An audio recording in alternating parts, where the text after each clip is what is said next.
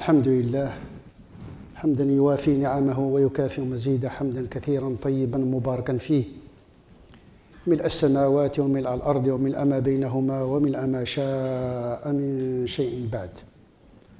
اللهم فصل وسلم على سيدنا محمد وعلى آل سيدنا محمد كما صليت على سيدنا إبراهيم وعلى آل سيدنا إبراهيم وبارك على سيدنا محمد وعلى آل سيدنا محمد كما باركت على سيدنا إبراهيم وعلى آل سيدنا إبراهيم في العالمين إنك حميد مجيد.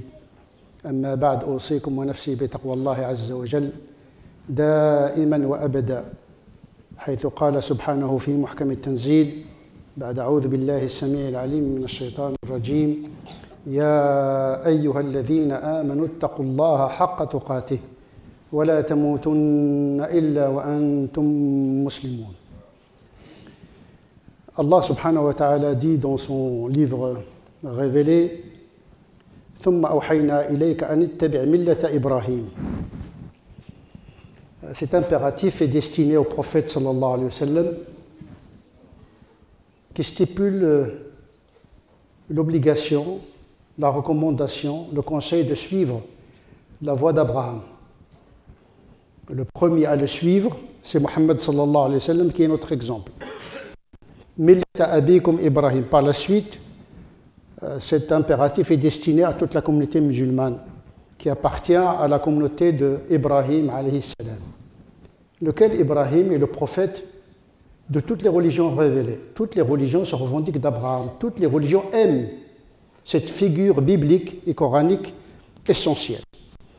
Nous sommes dans une civilisation occidentale marquée par le judaïsme et le christianisme, et l'islam nouvellement installé. Nous partageons la figure de Ibrahim, puisque c'est le tronc commun à toutes les religions révélées. Sauf que l'islam a une certaine interprétation de cette figure. Donc l'islam reprend la même figure, mais lui donne une perspective un peu particulière. Ibrahim n'est pas seulement quelqu'un qui annonce l'avènement des prophètes, notamment Jésus, mais il est, dans la tradition musulmane, un exemple à suivre, un modèle à suivre. Nous avons le prophète Mohammed sallallahu alayhi wa sallam, lequel le prophète Mohammed sallallahu alayhi wa sallam, il suit la démarche d'Ibrahim. Donc les racines de l'islam puisent dans la profondeur de l'histoire du monothéisme qui remonte jusqu'à Ibrahim Aboul Anbiya, le père des prophètes. La plupart des prophètes du Coran sont de la descendance de Ibrahim. D'ailleurs, la plupart de ces prophètes ne sont pas issus d'Ismaïl, mais plutôt de Ishaq. Donc, en réalité, la plupart des prophètes de l'islam sont des prophètes de la Bible, des enfants d'Israël. Israël, c'est Yaqub, c'est l'autre nom de Yaqub. Donc, l'islam, ce n'est pas une religion ethnique qui se replie sur une identité arabe ethnique. Non, c'est une religion qui se revendique d'un Abraham universel. Malheureusement, la fête du sacrifice, au lieu d'inaugurer cette figure, eh bien, la figure d'Ibrahim se perd dans des pratiques culturelles. La fête du sacrifice, il devient la fête du mouton. Donc, Ibrahim est perdu dans la quête du mouton. Aujourd'hui, la concentration des musulmans est orientée plus vers l'achat du mouton, sacrifier le mouton, manger le mouton. Et aujourd'hui, on trouve même des gens qui commandent le mouton avant même la fête du sacrifice. L'essentiel, c'est de manger le mouton. Voilà. C'est une pratique en réalité qui trahit le sens même de la fête du sacrifice. Le sacrifice d'Abraham et le sacrifié qui est son enfant. Et donc en réalité, il nous est arrivé comme ce qui est arrivé aux communautés qui nous ont précédés. طال عليهم الأمد فقست قلوبهم ولا تكونوا كالذين أوتوا الكتاب من قبل فطال عليهم الأمد فقست قلوبهم. Les communautés auparavant, au fil du temps, ils ont perdu le sens de leur religion. C'est devenu vraiment une pratique ethnique, culturelle, au lieu vraiment d'être fidèle au sens même de la fête du sacrifice d'Abraham, qui est un point culminant de la vie d'Abraham Et d'ailleurs, c'est un moment intense du pèlerinage. C'est la seule religion qui a réservé à Ibrahim la commémoration de sa mémoire à travers le 5e pilier de l'islam. Faire le pèlerinage à la Mecque, c'est faire le pèlerinage aux sources de la religion musulmane. Et la source de la religion musulmane est fondée par la prophétie d'Ibrahim. Donc nous vivons le pèlerinage à distance. Nous vivons un moment de communion. Et là, le sacrifice est un moment important du pèlerinage. Avant même le distanciel virtuel, l'islam a inventé le distanciel spirituel, participer au pèlerinage à distance. C'est un moment de communion universelle. Tous les musulmans dans le monde, ils participent au pèlerinage à distance pour nourrir le désir de ce voyage vers les sources de l'islam, c'est-à-dire préparer le musulman à faire le pèlerinage à travers la fête du sacrifice. C'est un moment très important, universel, que les musulmans doivent rappeler à leurs enfants. Lorsque nous parlons à nos enfants, il faut leur expliquer qu'il s'agit de ce sens-là, parce qu'une religion, ça se vit, mais également ça se pense et ça s'explique aussi. Nous sommes en Occident, nous sommes en France, on nous pose des questions. Quel est le sens de votre religion? Qui êtes-vous? Qu'est-ce que vous pensez? Quelles sont vos croyances?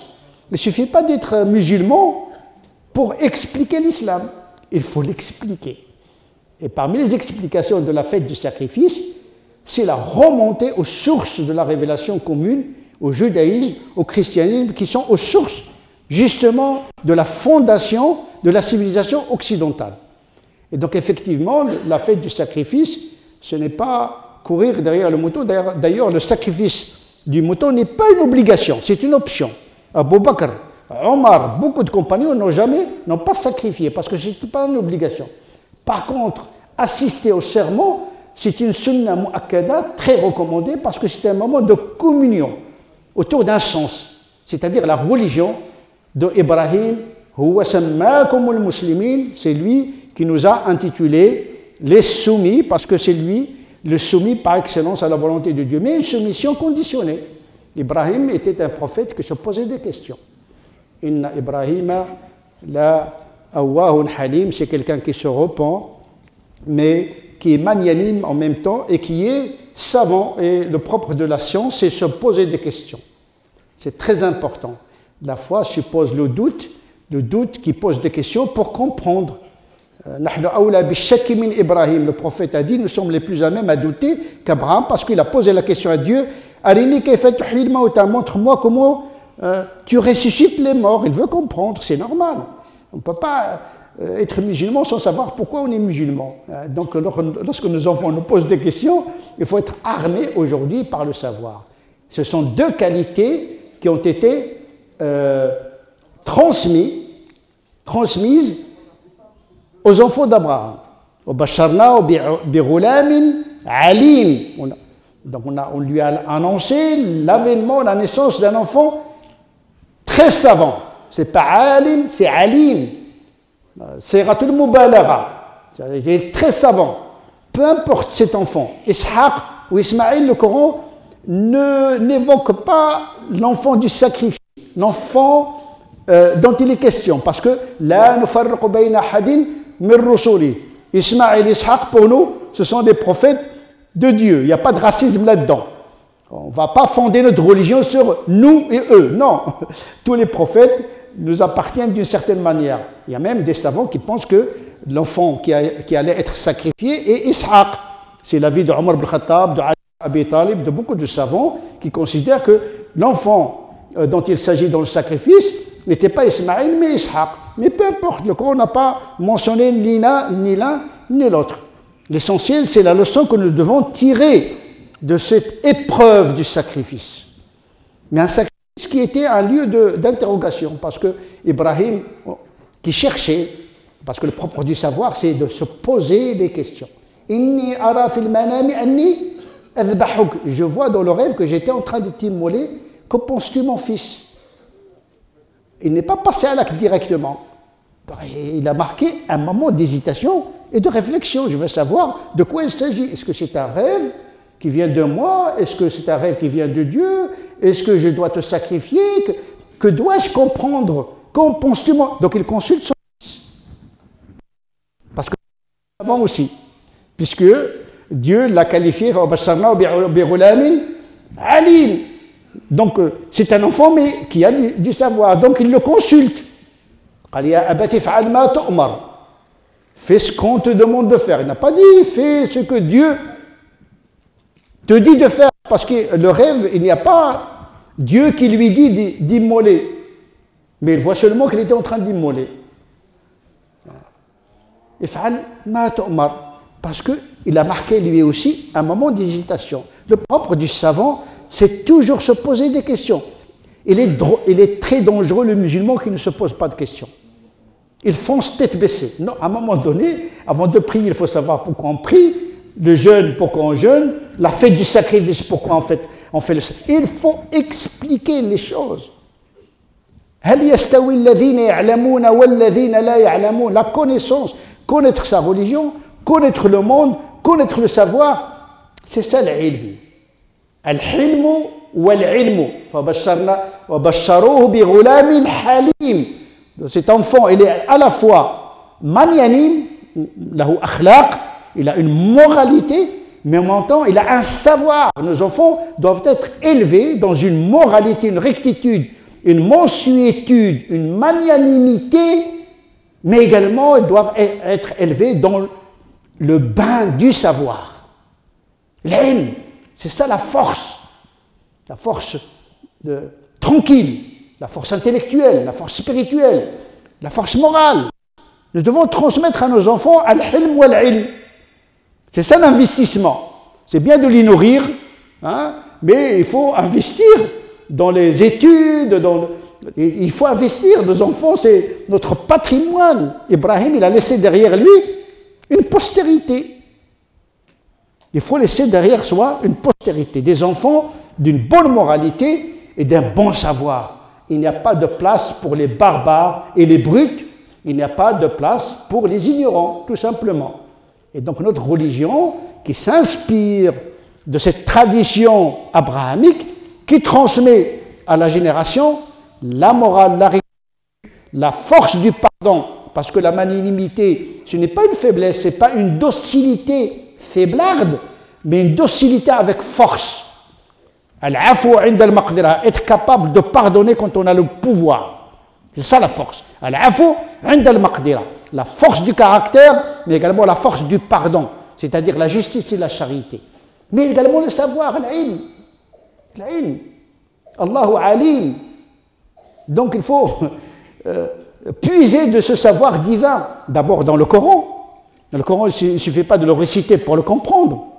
Il faut les études, il faut un niveau intellectuel. Les enfants ne peuvent pas comprendre ce qu'il y a dans le Coran s'ils ne maîtrisent pas la langue arabe, la langue française, ils ne maîtrisent pas l'outil de la connaissance, al-lugha. Maîtriser la langue française, l'arabe, c'est l'accès à la connaissance.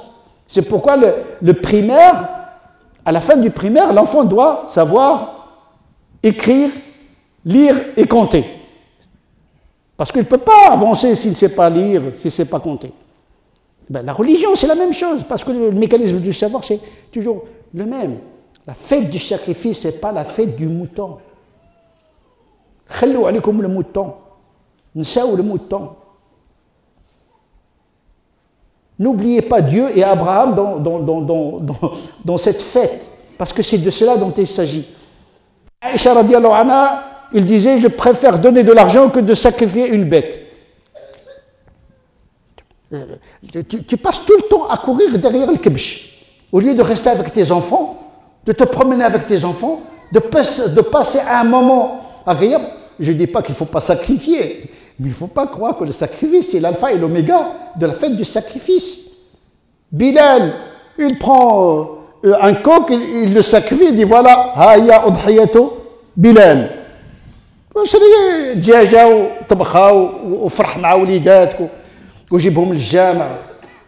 C'est de ça dont il s'agit en réalité. C'est pas aujourd'hui, dès qu'on parle en France de la fête du sacrifice, c'est la fête du mouton. C'est le sang qui coule. Est-ce que c'est ça le sens du sacrifice? C'est pas ça, le sacrifice. Donc, la fête du sacrifice, c'est une communion avec tous les musulmans à travers le 5e pilier du pèlerinage, Le sacrifice, c'est sacrifier la bête qui est en nous. Le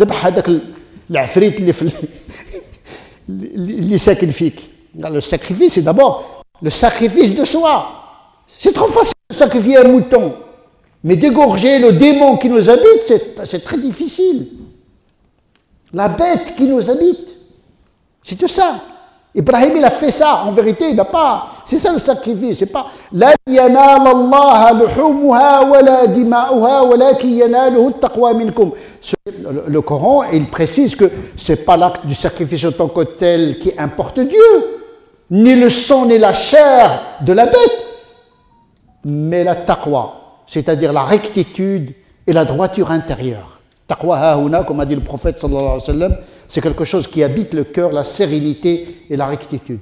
نسأل الله عز وجل أن يجعلنا من الذين يستمعون القول فيتبعون أحسنه أولئك الذين هداهم الله أولئك هم أولو الألباب أقول قولي هذا وأستغفر الله لي ولكم إن الحمد لله نحمده ونستعينه ونستهديه ونستغفره ونعوذ بالله من شرور أنفسنا ومن سيئات أعمالنا اللهم صل على سيدنا محمد وعلى آل سيدنا محمد كما صليت على سيدنا إبراهيم وعلى آل سيدنا إبراهيم وبارك على سيدنا محمد وعلى آل سيدنا محمد كما باركت على سيدنا إبراهيم وعلى آل سيدنا إبراهيم في العالمين إنك حميد مجيد اللهم ربنا آتنا في الدنيا حسنة وفي الآخرة حسنة وقنا عذاب النار اللهم أعنا على ذكرك وشكرك وحسن عبادتك اللهم تقبل منا إنك أنت السميع العليم واغفر لنا فإنك أنت الغفور الرحيم اللهم صل على سيدنا محمد وعلى آله وصحبه وتقبل الله منا ومنكم والسلام عليكم ورحمة الله تعالى وبركاته.